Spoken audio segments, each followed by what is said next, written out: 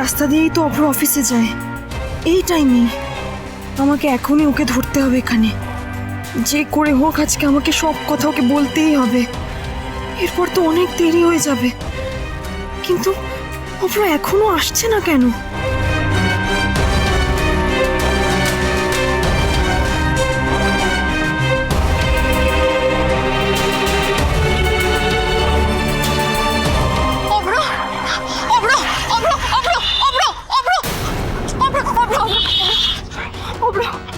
কি করছোটা কি তুমি?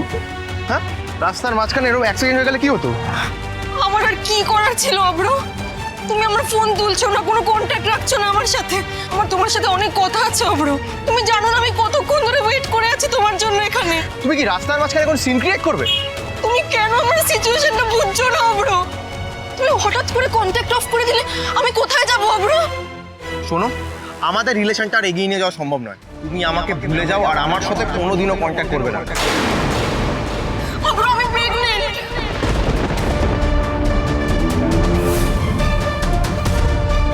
তাতে আমার কি? তোমার কি মানে? অভ্র, তোমার আর আমার ভালোবাসার বেবি ক্যারি করছি আমি অভ্র। তোমার বেবি আমার পেটে।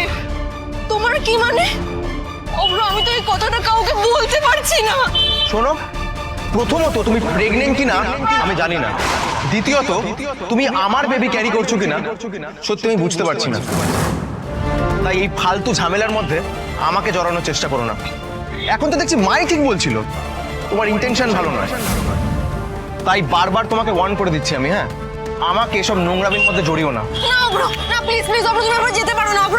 আমাকে এভাবে ফেলে যেতে পারো না অভ্র। আমি মিথ্যা কথা বলছি না। বেবিটা তোমার আর আমার। ছাড়ো, রাস্তার মধ্যে অসভ্যতামি করো না। ছাড়ো হাতটা। না না, করো না, আমার সঙ্গে এরকম করো না অভ্র।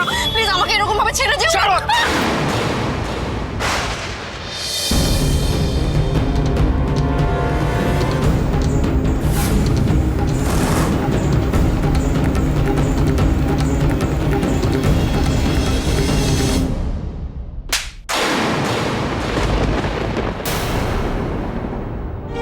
শুভ, আমি কি তোমার হাতে হাতে একটু সাহায্য করতে পারি, যদি তোমার একটু সুবিধে হয়?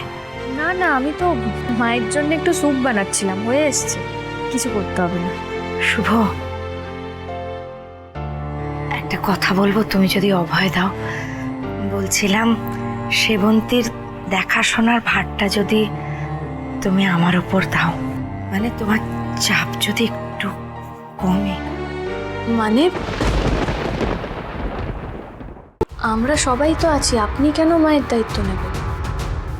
সে তো আছো মা, আর খুব ভালো করেই দায়িত্ব পালন করছো।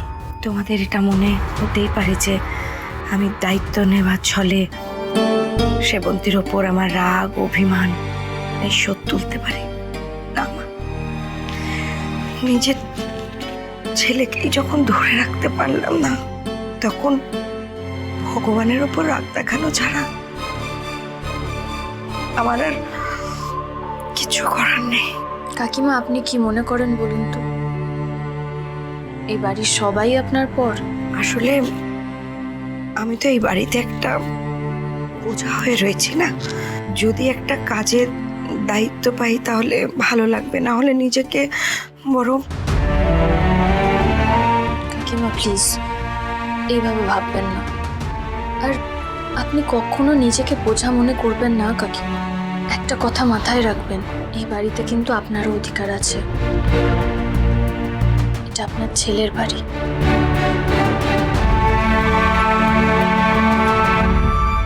ছেলে? কোন ছেলে শুভ? যে ছেলে আমাকে একা ফেলে দিয়ে চলে গেল। শুভ, তুমি যাই বলো, আমি বেশ বুঝতে পারছি ভগবান আমার কর্মের শাস্তি দিচ্ছে। একটা হাসি খুশি পরিবার আমার জন্য ছিন্ন ভিন্ন হয়ে গেল। ভগবান হয়তো আমার ছেলেকে আমার পাপের জন্য আমার কাছ থেকে কেড়ে নিল। আপনি শক্ত হন কাকিমা, সবাই এত তাড়াতাড়ি আপনাকে মন থেকে মেনে নিতে পারবে না, আর সেটা আশা করাটাও অন্যায়। দেখুন, আপাতত আমাদের এই পরিস্থিতি মেনে নেওয়া ছাড়া সত্যি কোনো উপায় নেই। তবে কাকিমা, আমি আপনাকে একটা কথা দিতে পারি, যতদিন আমি এই বাড়িতে আছি আপনাকে কেউ কোনো দিনও অপমান করতে পারবে না।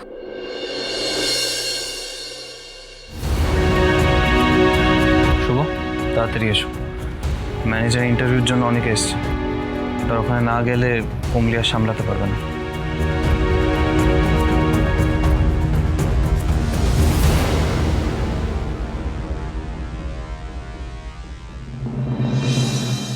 সব ঠিক হয়ে যাবে কাকিমা, চিন্তা করবেন না।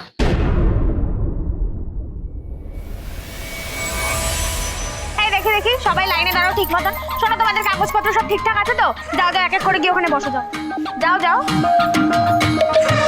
আরে তাড়াতাড়ি যাও, এক্ষুনি চলে আসবে ওরা। বসো এখানে তিনজন, ব্যাস ঠিক আছে। তোমাদের কাগজপত্র সব ঠিকঠাক গোছানো আছে? শোনো, আমাদের শুভদি আর আমাদের বড় দাদা বাবু খুবই কড়া, কিন্তু একদম যদি দেখে এদিক ওদিক তাহলে কিন্তু চাকরি তোমাদের একেবারে আকাশে গিয়ে রকেটের মতন ফাটবে।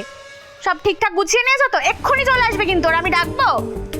এই তো চলে এসেছে, এসো এসো।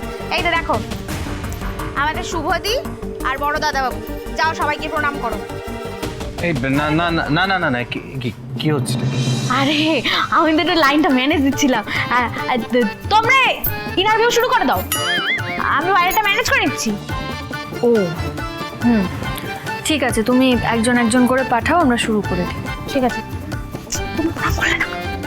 এই তোমরা বসো ওখানে, হা করে দাঁড়িয়ে দেখছো কি? তুমি যাও, ঠিক আছে? একদম ভয় পাবে না।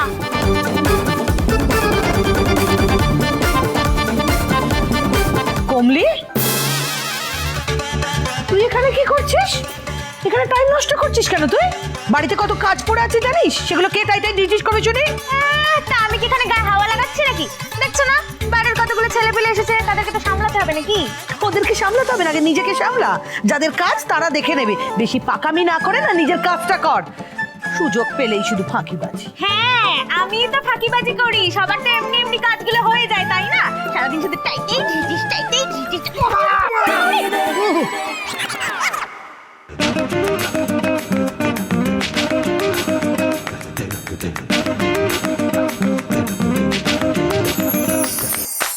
तुम्हें जो मैंने देखा, तुम्हें जो मैंने जाना, तुम्हें जो मैंने देखा, तुम्हें जो मैंने जाना, जो होश था वो तो गया, बदन की ये खुशबू जगाने लगी जादू, तो होके देखा दिल खो गया।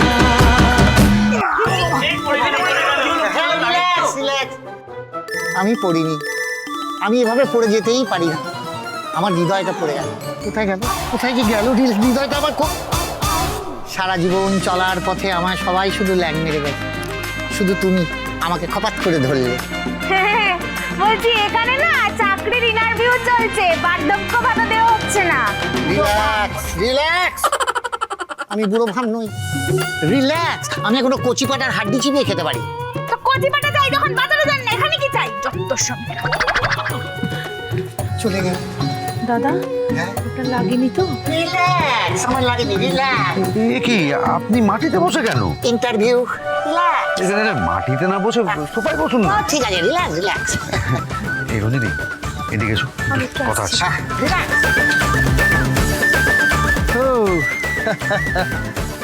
রিল্যাক্স, বসে পড়ুন, বসে পড়ুন।